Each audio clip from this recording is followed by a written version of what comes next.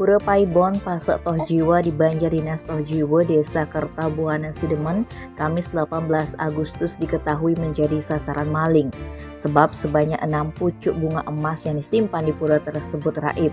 Dikonfirmasi Minggu 21 Agustus, Kapolsek Sidemen AKP Iwayan Gede Mudana menerangkan hilangnya barang milik pura tersebut pertama kali diketahui Ibu Tuyase. Saat itu sekira pukul 10 Ibu Tuyase hendak mematikan lampu di Pura Paibon, Pasek Toh Jiwa. Saksi melihat barang-barang berupa pengangge atau wasre pelinggih berserakan di belakang balai piasan. Melihat kondisi itu, Putu Yase bergegas mencari pemangku pura jero mangku bawa.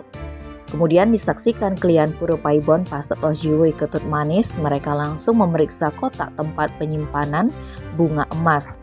Hasilnya sebanyak 6 pucuk bunga emas raib. Kejadian ini pun disampaikan kepada klien dusun atau kepala wilayah. Menindaklanjuti laporan itu, polisi langsung melakukan penyelidikan. Namun AKP Mudana mengaku belum mendapat gambaran terkait siapa pelaku aksi tersebut.